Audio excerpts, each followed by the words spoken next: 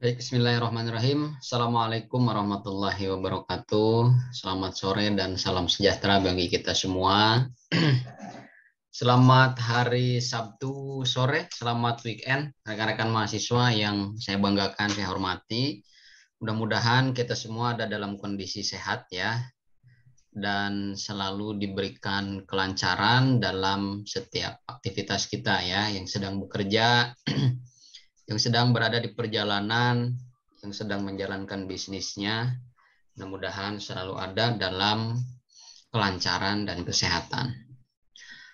Kita bertemu lagi pada perkuliahan pekan kelima ya, setelah kemarin kita bertemu di Vicon pekan ketiga ya, yang membahas atau mengulas kembali tentang pertama, pengertian secara umum, fungsi, dan peran seorang public relation atau corporate communication.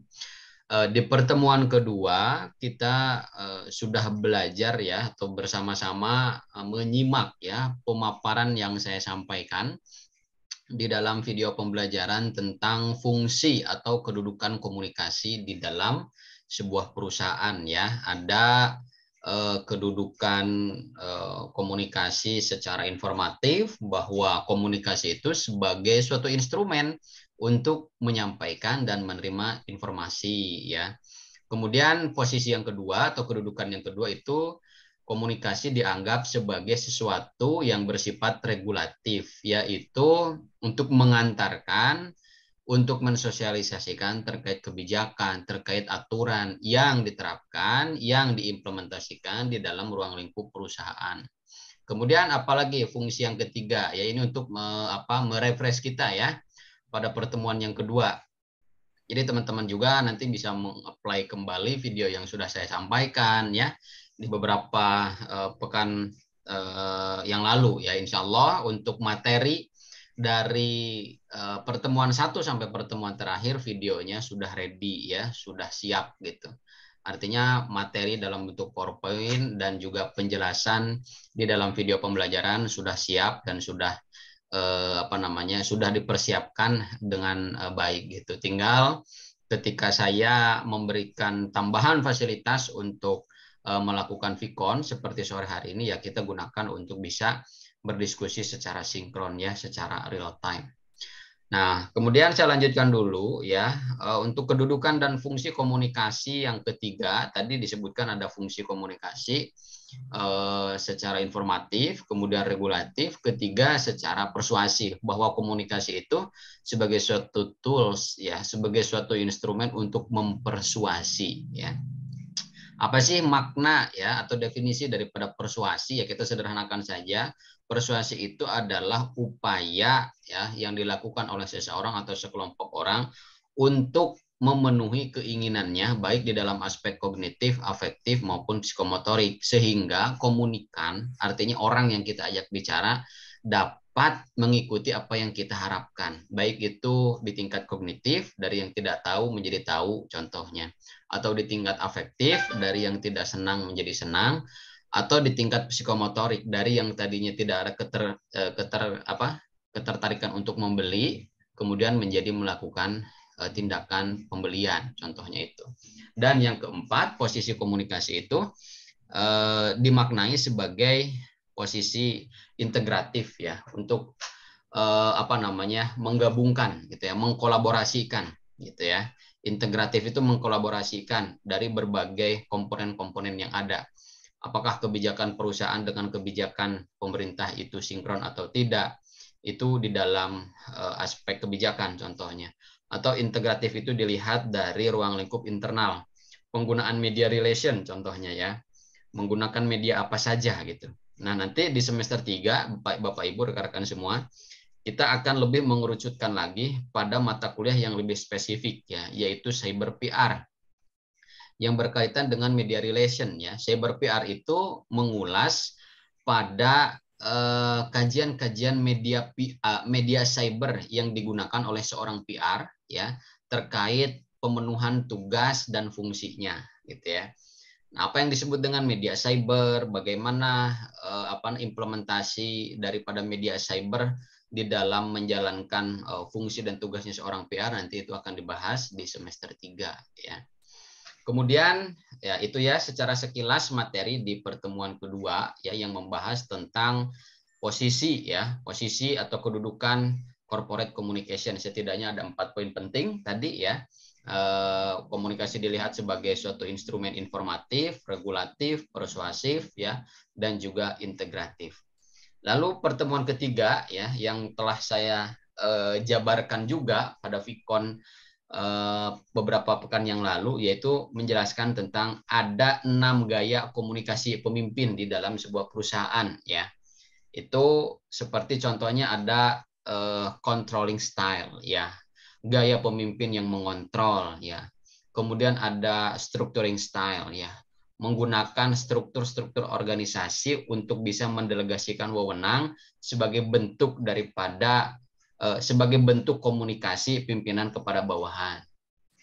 Kemudian ada equalitarian style ya, menciptakan keakraban, kehangatan, ada the dynamic style gitu ya, kemudian ada relinquishing style dan ada withdrawal style. Itu gaya komunikasi yang memang harus dihindari gitu ya, tidak direkomendasikan untuk diterapkan di dalam sebuah perusahaan.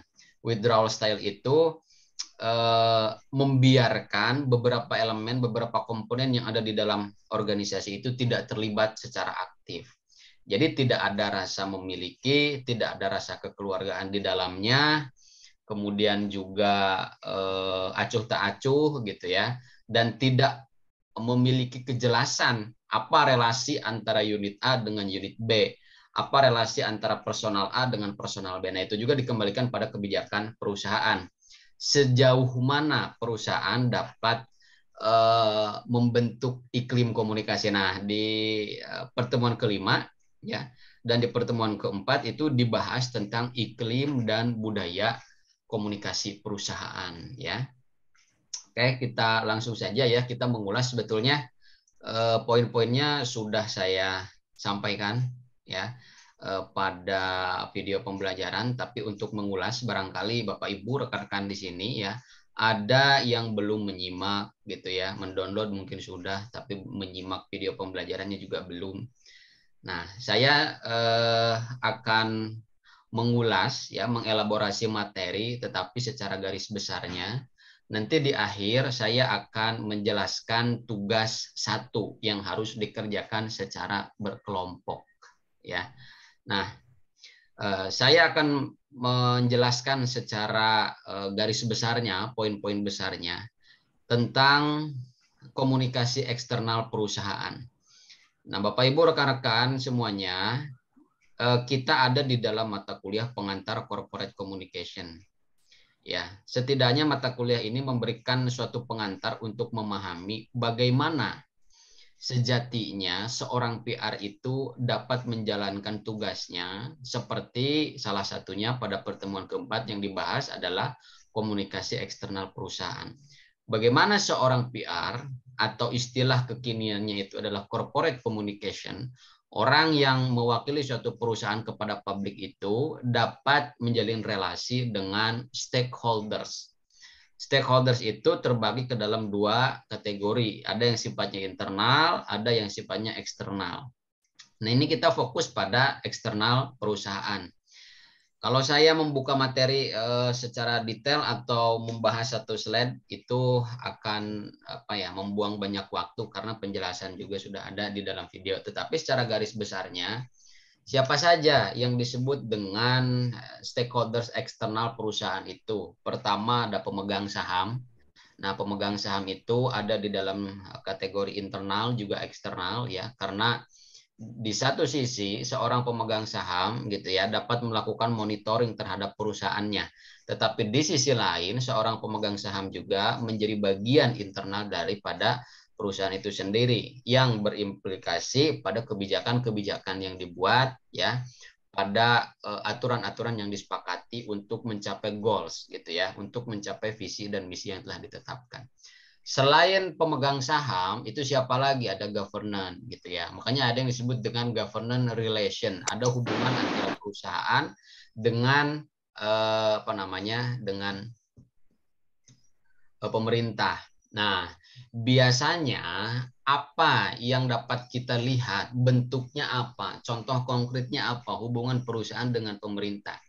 Salah satu contoh program seorang PR itu adalah mengadakan atau melakukan program yang disebut dengan CSR.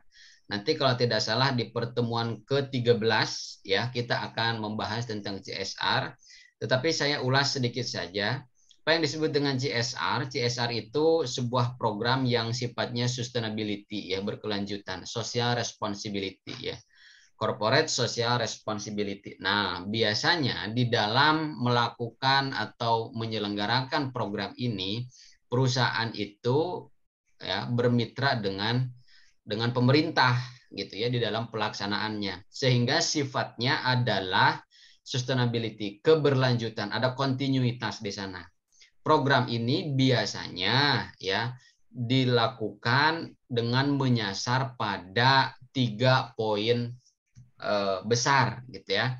Ada yang disebut dengan triple bottom line ya. Kalau teman-teman sudah mengenal istilah ini ya. Ada yang bekerja di perusahaan kemudian sebagai seorang PR juga di sini, itu akan lebih memudahkan nanti pada saat diskusi ya. Ada yang disebut dengan triple bottom line gitu ya. Apa saja triple bottom line itu? Pertama people, kemudian kedua planet, yang ketiga profit ya. People itu dimaknai sebagai sumber daya manusia. Jadi program CSR itu setidaknya harus memberikan dampak positif, manfaat kepada manusia, kepada warga sekitar. Contoh, ketika ada suatu perusahaan yang ada di kota A, apakah itu di Depok, ataukah itu di Jakarta, ataukah itu di Bekasi, ataukah itu di Bogor, dan lain sebagainya, maka hal yang pertama kali dilihat bagaimana sumber daya setempat, masyarakatnya seperti apa, gitu ya. Apakah ada celah untuk bisa memberdayakan masyarakat dengan program CSR? Maka yang dibidik adalah SDA-nya. Melalui program-program apakah itu training, apakah itu penyuluhan, apakah itu pelatihan bersertifikat contohnya ya, melakukan penyuluhan dengan menggandeng beberapa pihak ya, melakukan pelatihan dalam kurun waktu 1 minggu kah, berapa hari kah yang nanti ada ujiannya gitu. Nah, itu untuk meningkatkan kompetensi contohnya. Nah, selain people itu ada juga yang disebut dengan planet. Planet itu artinya lingkungan. Nah, ya, poin kedua daripada triple bottom line itu keduanya planet, yaitu lingkungan. Bagaimana perusahaan itu ya melihat lingkungan sebagai suatu sasaran untuk memperbaiki lingkungan itu yang nanti orientasinya adalah mendapatkan citra yang baik. Ketika satu perusahaan mengadakan program CSR dan dapat mengatasi atau memberikan solusi terhadap masalah sosial terkait masalah lingkungan, itu nanti pemerintah setempat dan masyarakat sekitar pun akan melihat bahwa oh oke, perusahaan ini mampu mengatasi masalah yang kita hadapi atau yang masyarakat sekitar alami gitu ya. Nah, itu dapat dilihat pada kajian pada aspek planetnya, lingkungannya. Nah, triple bottom line yang ketiga yaitu profit. Nah, dari SDM tadi, people, dari lingkungan tadi, planet, sebetulnya keduanya ya berorientasi pada keuntungan profit ya. Jadi poin yang ketiga itu poinnya itu profit. Jadi ada people, planet, dan profit. Sebagai contoh, Bapak Ibu ada di sini yang orang Garut ya, ada yang orang Bandung, mungkin tahu daerah Kamojang ya. Kamojang itu dataran tinggi ya, pegunungan, tapi ada juga tempat-tempat wisata gitu ya yang menghubungkan ke Bandung Timur kalau nggak salah, dari Garut itu ke Bandung Timur. Di sana itu dataran tinggi. Kemudian ketika kita lewat itu banyak sekali pipa-pipa besar dan di sana ada Pertamina ya, perusahaan Pertamina. Nah, apa program daripada Pertamina Kamojang ya pada tahun 2000 berapa 2017 kalau nggak salah, mohon maaf ya saya sudah agak lupa gitu. Nah, Pertamina di daerah Kamojang itu melihat suatu kondisi sosial baik dari SDM maupun dari lingkungannya ya, people dan planetnya itu memiliki suatu masalah. Contoh, ketika musim kemarau itu masyarakat sekitar gitu ya, orang atau ya masyarakat yang bermukim di bawah dataran tinggi Kamojang itu mengalami kesulitan di dalam hal perairan ya. Jadi kering gitu kan, kemudian lahan pertaniannya tidak terairi gitu ya. Kemudian juga untuk kebutuhan sehari-hari juga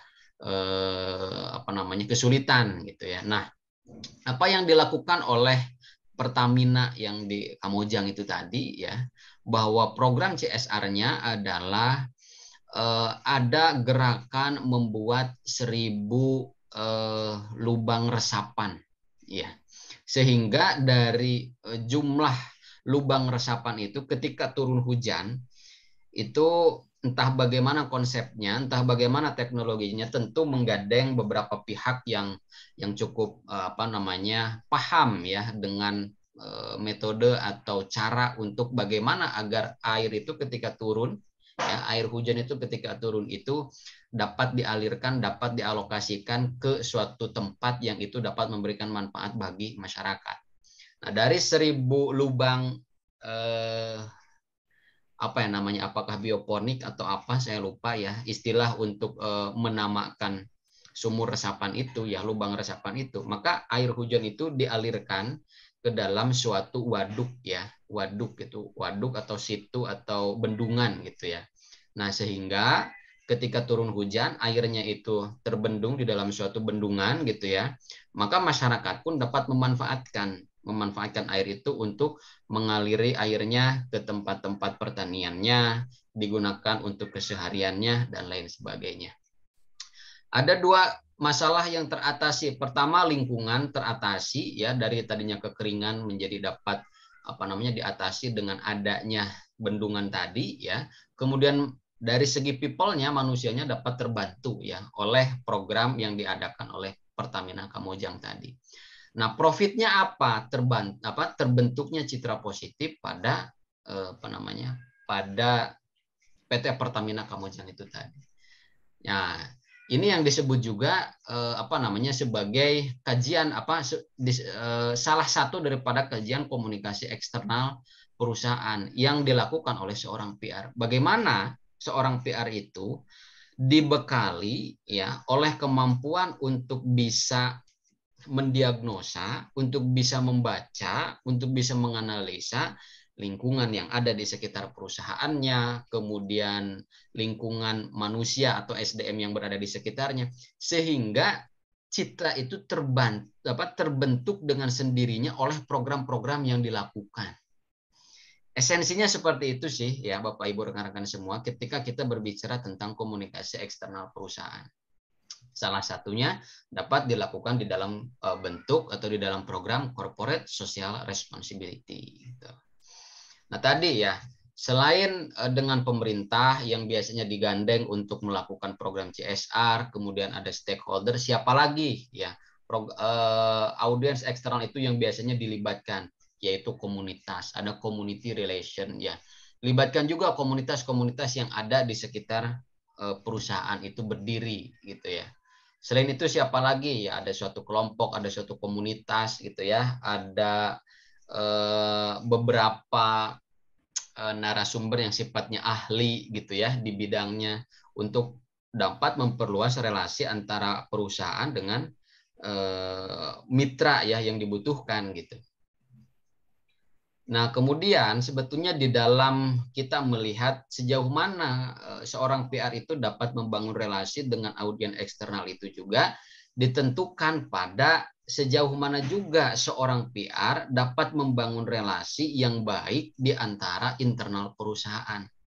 Jangan terbalik ya, jadi konsepnya itu bangun dulu komunikasi yang bagus, yang efektif, yang terukur, yang terarah di lingkungan internal perusahaan. Ya, contohnya unit dengan unit satu dengan unit yang lainnya, atau disebut dengan komunikasi diagonal. Berikan dulu pemahaman apa sih relasi antara unit A dengan unit B. Berikan pemahaman transparansi, tupoksi, sehingga tidak ada kesalahan persepsi, tidak ada kesalahan komunikasi, dan lain sebagainya. Lalu runutkan juga arusnya, ya flow-nya, arus komunikasi secara vertikal antara pimpinan dengan karyawan. Melalui pendekatan apa? Pendekatan structuring boleh gitu ya, pendekatan controlling boleh gitu. Nanti di tugas 1 saya minta teman-teman untuk dapat mengobservasi dan melampirkan struktur organisasi ya. Terserah nanti saya berikan kebebasan untuk perusahaan apa yang akan diobservasi gitu. Selain komunikasi dalam bentuk diagonal tadi antara unit 1 dengan unit 2 yang harus diberikan pemahaman bagi karyawan, kemudian sifatnya komunikasi vertikal, dan juga terakhir komunikasi horizontal. Antar satu karyawan dengan karyawan lain juga harus memiliki pemahaman yang sama gitu ya. Pemahaman akan identitas komunikasi yang baik, pemahaman akan kebudayaan komunikasi, budaya komunikasi, budaya kerja di perusahaan itu seperti apa gitu ya. Kan nanti di pertemuan kelima nanti saya jelaskan kembali apa yang disebut dengan budaya organisasi. Ya, kalau kita kerucutkan juga berkaitan dengan iklim komunikasi gitu. Nah, itu ya poin besarnya terkait dengan komunikasi eksternal perusahaan. Itu contohnya ya, salah satu contohnya terkait CSR. Nah, sebetulnya apa sih Pak? Ya, ketika ada pertanyaan bentuk konkret daripada komunikasi internal. Tadi kan sudah dijelaskan ya, komunikasi eksternal itu seperti itu contohnya ada dalam bentuk CSR gitu. CSR itu bisa dilakukan pada momentum-momentum tertentu ya, Bapak Ibu semua. Misalkan ada momentum Natal nih sebentar lagi, boleh menggunakan momentum itu untuk melaksanakan CSR gitu ya. Atau ada momentum tahun baru, boleh gitu. Salah satu contohnya yang sering kita lihat apa? Misalkan di momen Idul Fitri ya, mudik gratis bersama, contoh ya, saya sebutkan merek misalkan Fatigon gitu ya, mudik gratis bersama banyak sekali gitu ya produk-produk yang lain. Nah, itu kan suatu upaya ya untuk melakukan maintenance gitu ya, untuk memelihara ya loyalitas konsumen, kepercayaan konsumen, juga untuk memelihara citra perusahaan itu tadi dengan melakukan program CSR. Nah, sedangkan kalau kita melihat di dalam ruang lingkup internal perusahaan, contohnya seperti apa, bentuknya seperti apa. Seorang PR harus bisa membangun suatu trust, kepercayaan ya antara satu karyawan dengan karyawan lain terhadap kebijakan perusahaan. Jangan sampai karyawan itu tidak percaya atas apa yang menjadi kebijakan perusahaan itu tadi. Seorang PR juga harus dapat memiliki suatu keterampilan untuk bisa menjamin kenyamanan gitu ya. Apakah saya bekerja di sini mendapatkan kenyamanan? Apakah saya bekerja di sini mendapatkan keamanan gitu ya? Keamanan dalam hal apa? Contoh keamanan finansial. Ketika saya atau keluarga saya sakit mendadak, ada yang kecelakaan, masuk ke dalam rumah sakit, bagaimana kontribusi perusahaan? Apakah sudah diatur tentang BPJS ketenagakerjaan, ya BPJS kesehatan dan lain sebagainya? Apakah ada anggaran-anggaran yang dialokasikan untuk karyawan dan lain sebagainya? Nah, di dalam pelaksanaan CSR itu tadi, kalau saya mengurutkan kembali ke dalam 2 dimensi, CSR itu identiknya yang selama ini kita pahami itu adalah dilakukan dengan kalangan eksternal perusahaan. Tetapi sebetulnya jika kita perluas, CSR itu menyangkut 2 dimensi, yaitu dimensi internal juga dimensi eksternal. Contoh, seperti apa bentuk daripada CSR yang menyasar pada dimensi internal? Ketika ada suatu pencapaian, ada suatu prestasi oleh unit A, oleh divisi A, atau oleh personal A, oleh personal B, dan itu menjadi suatu prestasi, kemudian sesuatu hal yang membanggakan, contohnya penjualannya mencapai berapa gitu ya, dalam kategori jumlah atau di dalam kategori rupiah mencapai angka berapa. Berikanlah suatu reward, apakah itu beasiswa bagi anak-anaknya, ataukah itu bentuknya dana langsung yang turun gitu kan, yang itu dapat dimanfaatkan dengan bebas oleh keluarganya ya, dalam hal ini oleh keluarga karyawan. Itu pun dapat dimaknai sebagai suatu CSR gitu ya, corporate social responsibility ya, tapi sifatnya kontinuitas gitu ya, ada laporan berkelanjutan gitu. Harapannya memang organisasi itu, perusahaan itu dapat menjangkau dua aspek itu tadi, internal dan juga eksternal perusahaan gitu. Dari mana sih terciptanya sebuah citra? Nah, ini yang menjadi pertanyaan menarik juga. Citra itu kebanyakan kita mungkin bagi rekan-rekan yang masih awam itu didapatkan dari eksternal. Tetapi sebetulnya apa-apa yang ada di dalam itu sangat membantu dan mengawali terhadap apa yang terlihat di luar gitu ya. Terkait identitas, citra, dan reputasi nanti kita akan pelajari kalau tidak salah minggu depan ya, pertemuan ke-6. Dan telah saya berikan penjelasan juga di dalam video pembelajaran bagaimana sebuah perusahaan itu membentuk identitas, dilihat dari uniform gitu ya. Ada identitas yang terlihat, identitas yang tidak terlihat, itu nanti akan dijelaskan di dalam video pembelajaran. Silahkan disimak ya di pekan ke depan atau pekan ke-7 kalau nggak salah ya. Nah, kemudian citra itu juga muncul daripada persepsi-persepsi antar karyawan, antar individu, sehingga persepsi itu terakumulasi menjadi sebuah citra. Nah, citra-citra itu dilihat dari berbagai kelompok, beberapa kalangan gitu ya, yang diperluas lagi pada kalangan eksternal, ada kalangan umum, ada kalangan pelajar, ada kalangan status sosial menengah ke atas, status sosial atas, menengah, rendah. Nah, akumulasi daripada citra-citra itu membentuk suatu pemahaman yang disebut dengan reputasi. Bagi seorang PR itu berbenah kemudian mengawali sesuatunya dari dalam lingkungan organisasi merupakan suatu langkah konkret untuk bisa menimbulkan sebuah citra gitu ya.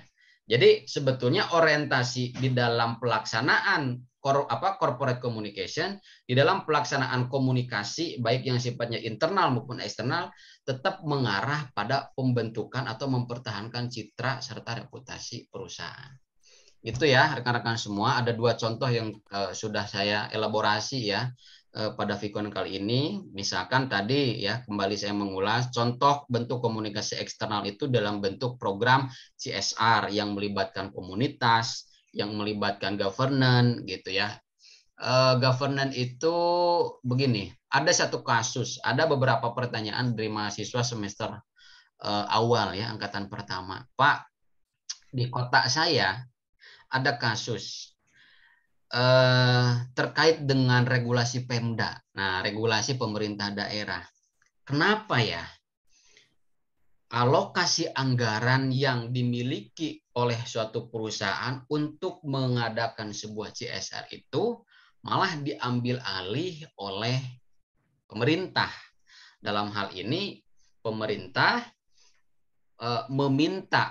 bukan meminta ya, atau mengakumulasikan mungkin ya dari beberapa perusahaan yang itu nanti pemerintah sendiri yang akan melakukannya, tentu di dalam rangka melaksanakan CSR tetapi yang dikoordinir oleh pemerintah setempat, contohnya seperti itu. Dan di dalam proses pelaksanaannya juga perusahaannya dilibatkan gitu. Nah, ini memang dikembalikan pada kebijakan-kebijakan pemerintah setempat, apakah itu pemerintah pusat atau pemerintah daerah gitu ya.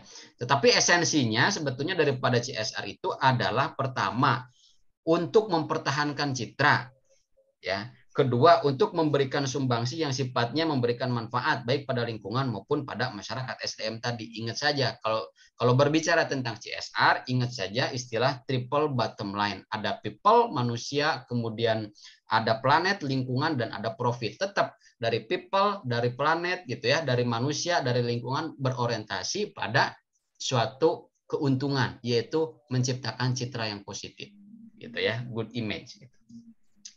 Nah, ketika suatu program CSR itu tadi dilakukan oleh pemerintah, yaitu menjadi kebijakan regional mungkin ya yang bisa saya pahami gitu. Tetapi esensinya dapat dijalankan ya di dalam proses CSR tadi. Nah, itu contoh di dalam bentuk komunikasi eksternal. Kalau komunikasi internalnya tadi saya sampaikan juga bagaimana seorang PR itu membangun suatu trust, kenyamanan, loyalitas gitu ya. Bentuk-bentuk CSR di dalam internal perusahaan juga tadi seperti saya contohkan, misalkan adanya reward, adanya beasiswa berkesinambungan gitu ya. Adanya reward dalam bentuk ya beasiswa bagi keluarganya, apakah umroh bagi keluarganya gitu ya. Kan beberapa cara atau beberapa teknik itu bisa dilakukan oleh perusahaan ya. Dilihat dari prestasi kerja atau dilihat dari durasi lamanya bekerja gitu ya. Atau dilihat dari kedisiplinan dan lain sebagainya. Itu banyak sekali instrumennya ya.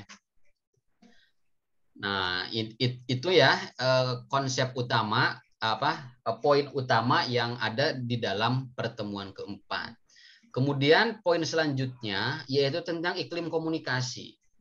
Kita sederhanakan saja ya pemahaman tentang iklim komunikasi. Iklim komunikasi itu dapat dimaknai sebagai suatu suasana nuansa kebatinan ya, atau disebut sebagai ruh komunikasi di dalam ruang lingkup organisasi atau perusahaan. Jadi iklim itu menggambarkan persepsi karyawan atas apa yang didengar, atas apa yang dilihat, atas apa yang dirasakan gitu ya. Oke, pemimpin saya terlihatnya menggunakan apa? Menggunakan gaya komunikasi, apakah struktur style, apakah controlling style, ataukah equalitarian style dan lain sebagainya. Sehingga pola komunikasinya pun dua arah gitu ya, dinamis gitu. Ada dua arah timbal balik gitu. Tidak hanya one way communication, tetapi sifatnya two way communication gitu. Nah, dari iklim komunikasi ini akan menentukan juga nyaman dan tidaknya seorang karyawan gitu ya di berbagai level manajemen gitu ya. Apakah itu di middle management, di top management atau berada pada kategori karyawan gitu. Sehingga daripada iklim komunikasi ini akan membentuk pada budaya perusahaan ya. Nanti ya pada slide pertemuan kelima. Nah, kemudian iklim komunikasi ya. Itu saja ya. Jadi pemahaman sederhananya iklim komunikasi adalah suatu suasana, suatu nuansa kebatinan. Kalau bahasa saya seperti itu, gitu ya. Kalau rekan-rekan semua mencari searching ya di Google, jadi segala sesuatu apa yang kita belum tahu pun ada tersedia di Google ya, Bapak Ibu rekan-rekan. Cuman di dalam struktur pemahaman ilmunya itu nggak ada di Google gitu. Jadi memang perlu panduan gitu ya. Seperti misalkan mata kuliah ini ada panduan RPS-nya untuk memahami dunia corporate communication, pertemuan mana dulu, pertemuan 1 sampai 14 itu apa dulu yang harus dipelajari. Jadi sifatnya itu semuanya ada di Google, tetapi struktur untuk memahami suatu pengetahuan, suatu ilmu itu tidak ada di Google. Nah, iklim itu kembali lagi pada materi, iklim itu adalah sesuatu persepsi, suatu nuansa ya, suasana kebatinan, ruh gitu yang bisa kita alami, yang bisa kita dengar, bisa kita lihat, bisa kita rasakan.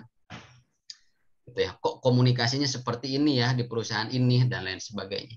Mungkin di sini ada Bapak Ibu rekan-rekan semua yang keluar ya, yang mengundurkan diri dari tempat pekerjaannya gitu ya.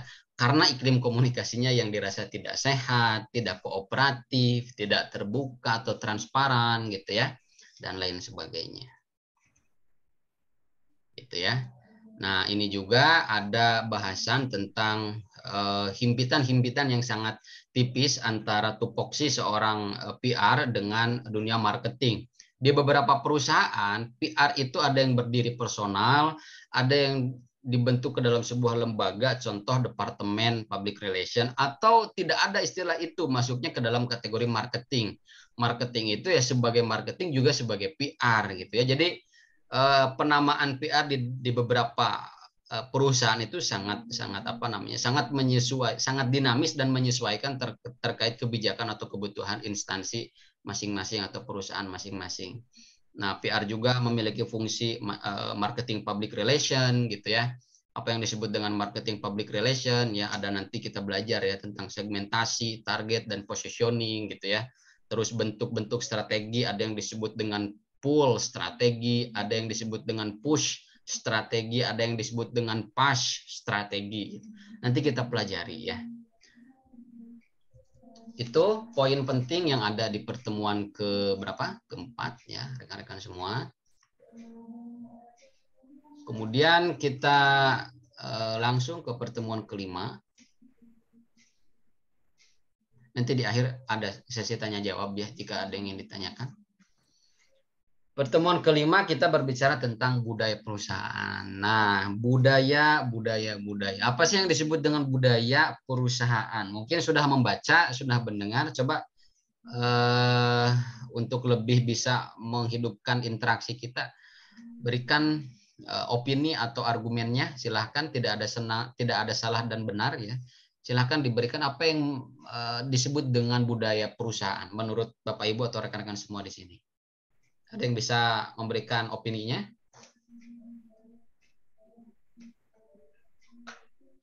Apa yang disebut dengan budaya perusahaan?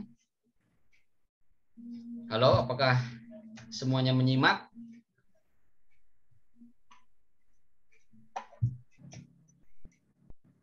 Atau sama sekali belum membaca? Budaya perusahaan itu ya suatu nilai, suatu norma yang disepakati oleh suatu lembaga, suatu institusi, suatu perusahaan untuk melakukan cara-cara tertentu yang itu membedakan perusahaan satu dengan perusahaan yang lainnya. Secara sederhana kita simpulkan seperti itu. Budaya perusahaan itu adalah bagaimana suatu kelompok, suatu perusahaan melakukan sesuatu aktivitas dengan cara yang berbeda dengan perusahaan yang lain, gitu ya.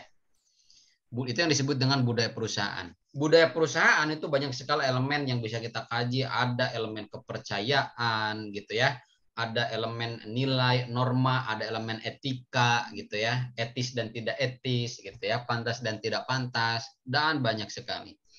Tapi di sini ada beberapa karakteristik ya. Karakteristik budaya perusahaan itu setidaknya ya dapat membangkitkan suatu inovasi ya, kemudian membangkitkan peranan aktif bagi karyawan untuk mengambil resiko. Artinya dilibatkan langsung gitu ya, di dalam bentuk forum, di dalam bentuk rapat gitu ya, di dalam bentuk pengerjaan proyek, pengerjaan event-event dan lain sebagainya. Kemudian ada perhatian pada hal yang rinci gitu ya. Budaya perusahaan itu tergantung daripada kebijakannya. Bapak Ibu, rekan-rekan semuanya, coba deh kita sebagai nasabah gitu ya. Sebagai nasabah itu punya rekening di Bank BCA contoh ya, kemudian di Bank BNI, di Bank BRI, di Bank Mandiri dan lain sebagainya. Yang punya beberapa rekening, punya beberapa ATM gitu ya. Di dalam waktu yang bersamaan, di dalam 1 minggu itu coba masuk hari ini ke Bank BCA. Ini Pak Salman ya, tolong di mute dulu. Kemudian besoknya selain ke Bank BCA kita masuk ke Bank Mandiri, masuk ke Bank BRI, masuk ke Bank BNI dan lain sebagainya. Rasakan, observasi gitu ya. Apa sih budaya perusahaan yang terlihat? Budaya perusahaan itu ada yang sifatnya visible, terlihat, dan ada yang sifatnya invisible, tidak terlihat gitu ya. Kalau di dalam bahasa marketingnya ada produk ya. Produk itu juga terbagi ke dalam 2 kategori. Ada yang tangible, terlihat, dapat diraba, dapat digenggam gitu ya. Ada yang sifatnya intangible, tidak terlihat. Itu produk dalam bentuk jasa gitu. Nah, itu kategori atau istilah di dalam marketing. Tetapi di dalam budaya perusahaan itu ada yang visible dan invisible. Contoh, kalau kita masuk ke Bank BCA itu apakah ada perbedaan sikap, perbedaan budaya gitu ya. Dimulai dari security-nya gitu ya. Bagaimana SOP yang dijalankan. SOP itu merupakan unsur terkecil daripada implementasi suatu budaya perusahaan. Gitu ya. Contoh ketika datang ke customer service atau datang ke teller ya. Contoh ini contoh saja ya, misalkan ke Bank BCA. Ada beberapa SOP yang itu dijalankan gitu. Atau contohlah ke Alfamart, ke Indomaret. Selamat datang di Alfamart, selamat datang di Indomaret, ada yang selamat berbelanja gitu ya. Itu SOP yang dijalankan oleh karyawan sebagai salah satu bentuk terkecil daripada implementasi budaya perusahaan. Maka antara budaya perusahaan dengan iklim komunikasi itu memiliki korelasi yang sangat kuat gitu. Yang membedakan antara Indomaret dengan Alfamart, contohnya seperti itu. Atau yang membedakan antara Bank BCA dengan Bank BNI ya. Saya mohon maaf tidak ada sentimen diskriminasi, tetapi ini hanya sebagai contoh dalam keperluan akademis gitu ya. Misalkan kita punya kesan terhadap Bank BCA, oh pelayanannya sangat ramah ya. Satpamnya juga sangat ramah, security, kemudian pelayanan customer service-nya juga sangat ramah, tidak bertele-tele gitu ya. Kemudian kan kita bandingkan pada pelayanan di bank lain gitu ya, kita harus menunggu yang lama, kemudian pelayanannya juga cukup lelet, cukup lambat dan lain sebagainya. Ada beberapa perbedaan SOP kerja yang kita rasakan itu cukup berbeda, signifikan perbedaan. Nah, terkait budaya perusahaan itu tadi, kembali pada apa yang saya katakan, itu suatu cara lembaga, suatu cara kelompok, suatu cara institusi melakukan sesuatu aktivitas yang memiliki perbedaan dengan cara orang lain di dalam melakukan di dalam melakukan pekerjaannya. Jadi budaya perusahaan juga ya kembali pada nanti beberapa kajian di di pertemuan yang akan datang itu terkait dengan identitas citra perusahaan. Nah, budaya perusahaan juga sebagai salah satu instrumen untuk memperkenalkan identitas. Ya sudahlah, saya ke BCA aja enak kok gitu ya, ramah. BRI mah lelet ya, kata Bu Tuti ini ada yang komen. Lelet, lama gitu. Nah, sehingga dari budaya itu akan membentuk satu citra, kesan gitu. Gitu ya. Sebagai contoh. Nah, fungsi budaya ada integrasi internal, bagaimana mengintegrasikan antara beberapa elemen di dalam internal perusahaan dan juga untuk adaptasi eksternal gitu ya. Ketika ada kompetitor, ketika ada mitra itu harus disesuaikan dengan budaya-budaya yang ada gitu. Nah, setidaknya ada 4 ya tipe budaya perusahaan itu. Ada budaya komunal, memberikan rasa memiliki bagi anggota. Ini harus dimiliki ya oleh seorang PR. Ya, di sini ada yang seorang PR juga bagus ya, nanti boleh di-sharing pengalamannya gitu. Taktik apa, teknik apa, program apa yang digunakan untuk memberikan rasa memiliki bagi anggota. Contohnya melalui program gathering gitu ya. Ada perlombaan, lomba olahraga gitu ya, antar unit, antar karyawan, lomba futsal gitu. Lomba badminton gitu ya, atau karaoke bareng, bagus tuh gitu ya, untuk menciptakan budaya komunal. Kemudian budaya network juga, anggota diberlakukan sebagai teman atau keluarga. Jadi ditingkatkan gitu ya, ketika ada yang sakit, ya, bagaimana? Oke, mungkin belum ada pertanyaan ya. Kemudian budaya mercenary, fokus langsung pada tujuan, jadi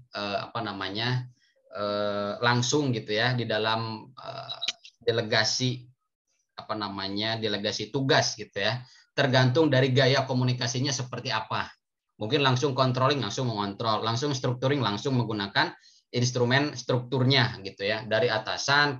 Contoh kalau di kampus itu dari rektor ke wakil rektor, dekan siapa lagi, dekan, kaprodi dosen gitu ya. Jadi menggunakan alur struktur ya komunikasinya. Atau budaya yang keempat adalah budaya fragmented ya, rasa memiliki sangat rendah. Nah, biasanya budaya ini diciptakan oleh gaya komunikasi yang mana? Yang withdrawal style gitu ya. Acuh tak acuh, rasa tidak memiliki. Nah, itu juga dipertanyakan bagaimana peran seorang PR-nya gitu. Jangan hanya berfokus pada marketing, citra yang terbentuk dari luar perusahaan, tidak hanya berfokus seperti itu ya, tetapi yang lebih penting itu dibenahi dulu di dalamnya gitu. Jangan pengen terlihat atau terkesan positif di depan audiens eksternal, tetapi di dalamnya ya tidak seperti apa yang dikomunikasikan gitu. Nah, ini ya yang seperti tadi saya jelaskan, budaya itu ada yang sifatnya visible ya, yang terlihat, contoh budaya berpakaian, simbol fisik, misalkan simbol bangunannya seperti apa, mengadopsi bangunan ala kerajaan kah gitu ya, bangunan modern ala Eropa kah dan lain sebagainya, atau ada filosofi bangunan itu tadi gitu ya. Ada perayaan, ada seremonial dan tata ruang. Selain itu apa? Budaya perusahaan. Kalau Bapak Ibu suka mengamati di tempat kerjanya masing-masing mungkinnya, atau di bank dan lain sebagainya, suka ada tulisan quote-quote yang tulisan itu bijak begitu ya. Bekerja tanpa diawasi, bertanggung jawab tanpa diminta gitu. Contoh. Nah, itu kan salah satu bentuk daripada budaya yang sifatnya visible, bisa terlihat. Nah, kalau invisible itu budaya perusahaan yang tidak terlihat, dari kedisiplinan, jam datangnya disiplin gitu ya. Ketika itu tidak disiplin nanti ada punishment ya, ada SP, surat peringatan gitu.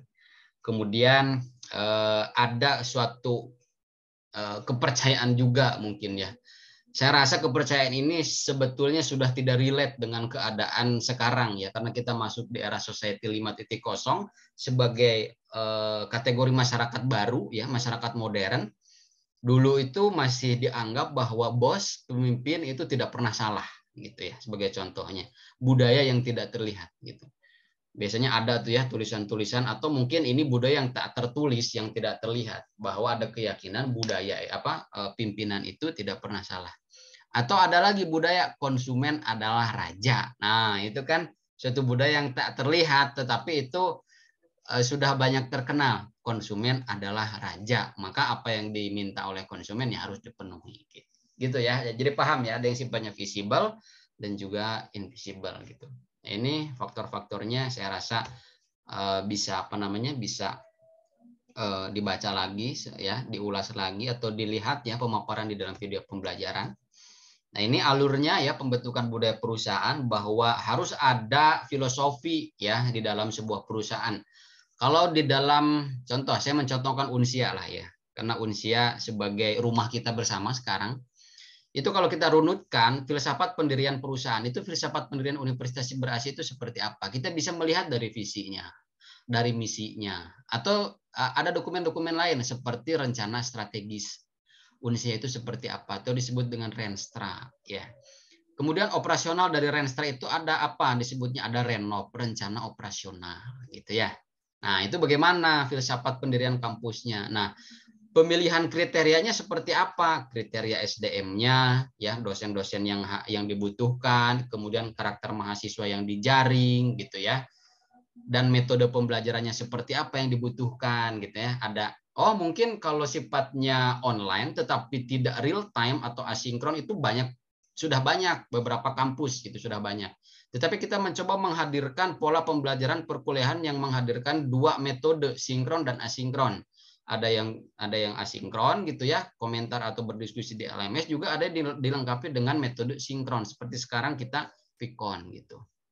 Nah, setelah pemilihan kriteria itu, bagaimana ya pimpinan, manajemen atasan itu mensosialisasikan kepada seluruh stakeholders, baik internal maupun eksternal. Internal itu ada tendik, tenaga pendidik. Contoh ya, ini kalau di dalam ruang lingkup kampus, ada dosen, ada mahasiswa. Kemudian eksternalnya siapa? Ada pemerintah, ada yayasan, ada komunitas gitu ya, ada mitra, ada kampus lain gitu, dan lain sebagainya, sehingga terbentuklah sebuah budaya perusahaan, yang dimana budaya perusahaan itu sebagai instrumen untuk memberikan pemahaman tentang identitas perusahaan tadi. Itu ya. Nah, ini adalah penjelasan tambahan yang bisa saya berikan dengan kesempatan pada Vicon sore hari ini gitu ya. Nah, langsung saja saya ingin menyampaikan tugas gitu ya. Tugasnya cukup mudah, kemudian waktunya juga cukup panjang gitu ya. Jadi tidak usah khawatir. Bapak Ibu rekan-rekan yang saya hormati, saya banggakan ya, saya izin menyampaikan tugas 1 ya. Pertama, mahasiswa melakukan observasi baik secara kelompok. Maaf ya, ini saya koreksi. Di sini sudah hadir ya KM 102 dan 103. Saya minta salah satu di masing-masing kelas menjadi seorang seorang ketua kelas gitu ya. Seorang ketua kelas, seorang koordinator kelas untuk bisa membagi kelompok ya. Jadi total per kelompok itu ada 102. Masa 102? Di sini, oh ya, mohon maaf ya. Terima kasih Bu Tuti. Di sini yang saya ampu 102 dan 103. Betul ya. Nah, mahasiswa melakukan observasi secara berkelompok terdiri dari 5 orang satu kelompoknya untuk melakukan pengamatan terhadap proses komunikasi perusahaan di tempat kerja masing-masing dengan mengemukakan beberapa komponen penting sebagai berikut. Jadi langkah pertamanya, rekan-rekan semua membentuk kelompok. Karena sudah bukan pelajar lagi, sudah mahasiswa, meskipun ini sifatnya heterogen ya, banyak Banyak yang fresh graduate, banyak juga yang sudah bekerja atau mungkin sebagai praktisi, juga akademisi dalam rumpun ilmu yang lain. Silahkan untuk membentuk kelompoknya dengan senyaman mungkin, ya, dikoordinasi oleh satu ketua kelas di setiap kelasnya.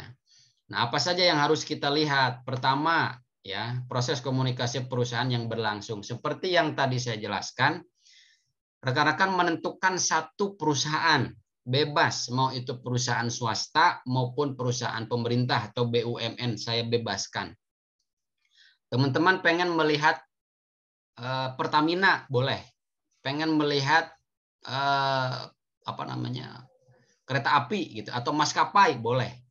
Atau pengen melihat apa namanya, perusahaan-perusahaan swasta, bebas, boleh gitu ya. Nah, yang harus teman-teman observasi itu ya, pertama bagaimana bentuk komunikasi vertikalnya dari atasan kepada bawahannya. Nah, cara observasinya boleh langsung turun ke perusahaan, boleh observasi virtual. Ya, yang lebih diuntungkan ketika Bapak Ibu di sini rekan-rekan ada yang bekerja di salah satu perusahaan, ya sudah, observasi tempat dirinya bekerja saja, tempat rekan-rekan semua bekerja saja gitu ya. Jadi aksesnya enak nih, punya akses yang sangat luas.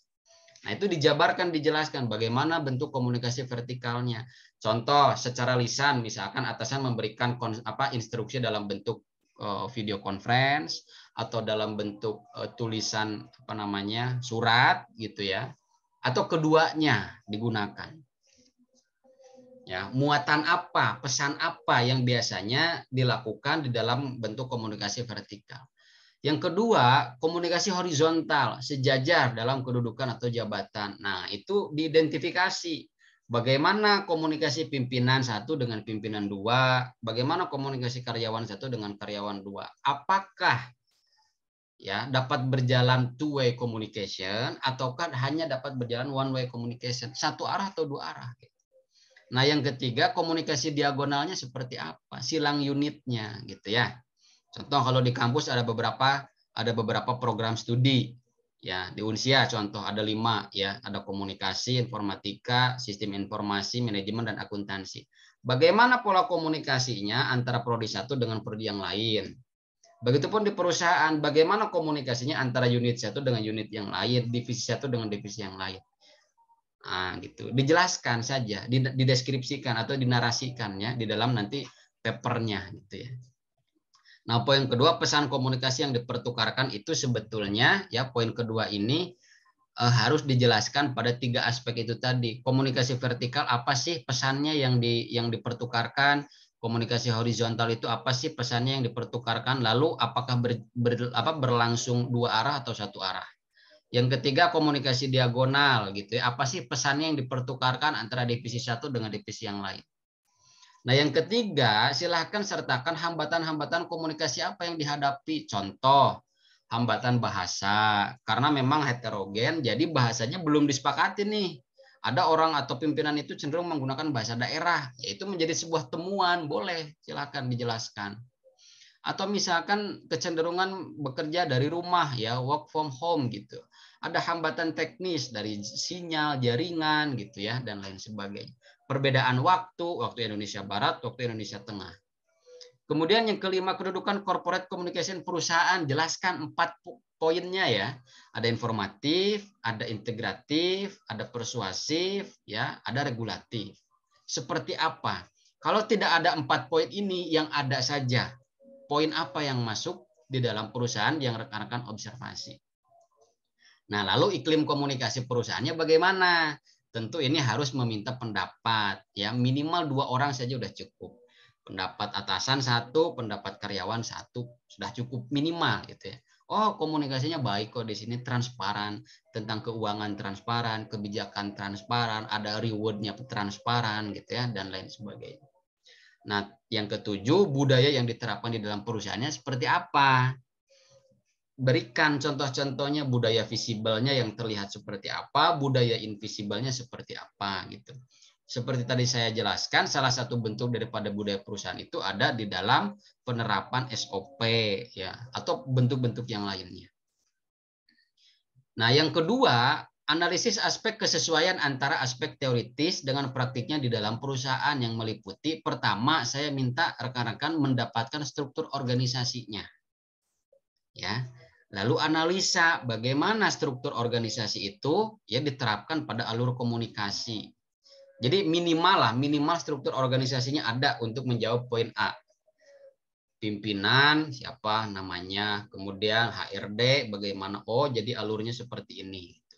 Syukur-syukur bisa mendapatkan keterangan apakah dari HRD, apakah dari atasan terkait penjelasan alur komunikasi sesuai strukturnya. Tetapi kalau tidak sampai mendapatkan penjelasan itu, minimal ditempelkan, dicantumkan nanti di dalam papernya ya struktur organisasinya.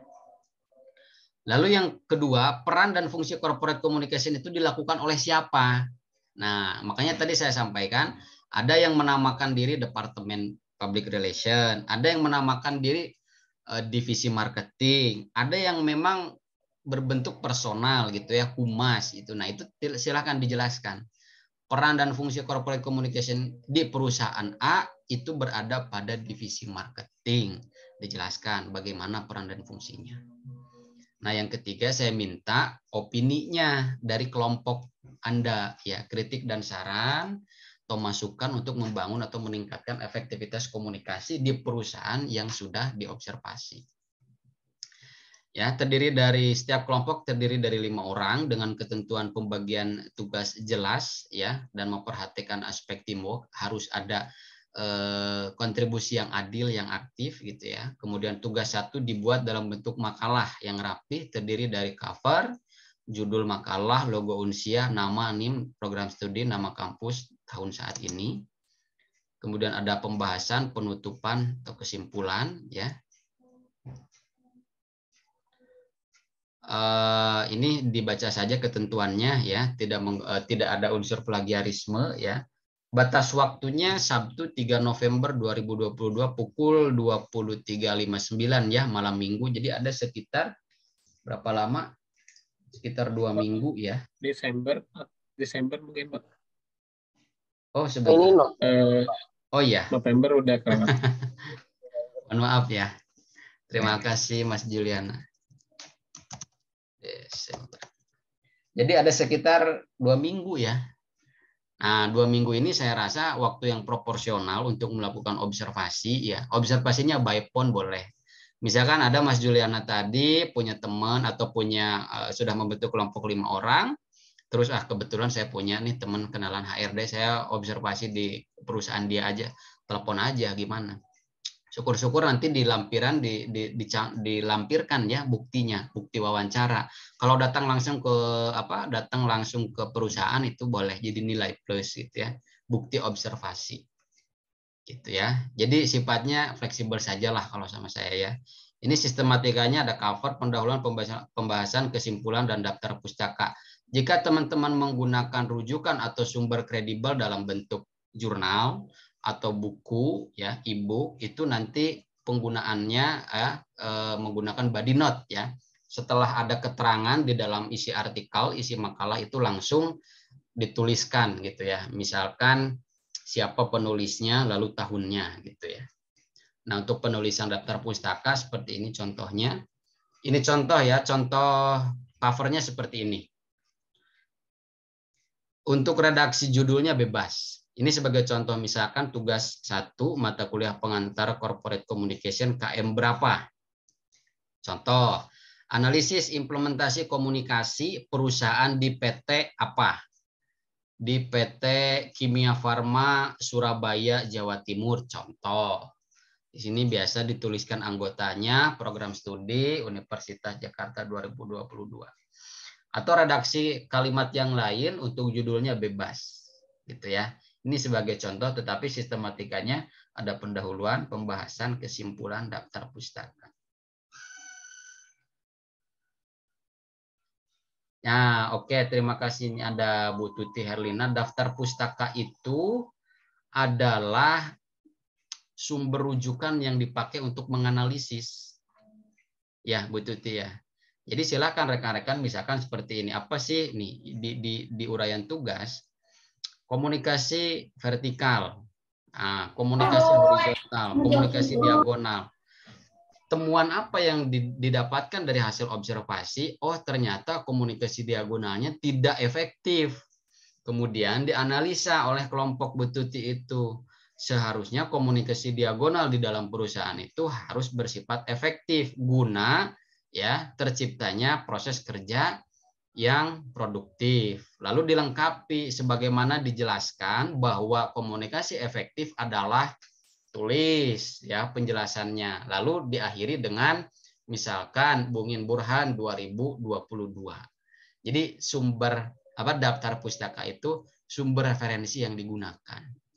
Saya harapkan tidak hanya menuliskan data atau temuan hasil observasi, tetapi data itu dianalisa dengan sumber-sumber yang kredibel gitu ya. Tidak menggunakan Blogspot dan WordPress ya, dan Wikipedia. Di luar daripada itu boleh ya.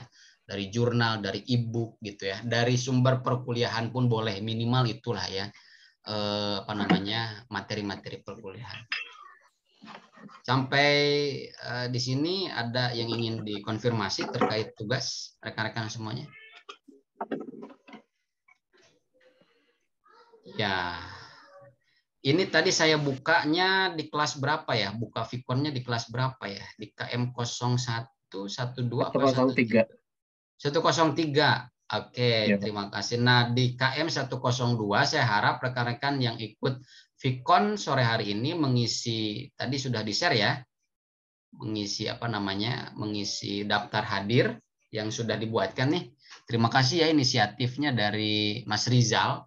Nanti tolong hasilnya dikirim saja di grup WA untuk saya nanti masukkan daftar hadir Vikon sore hari ini.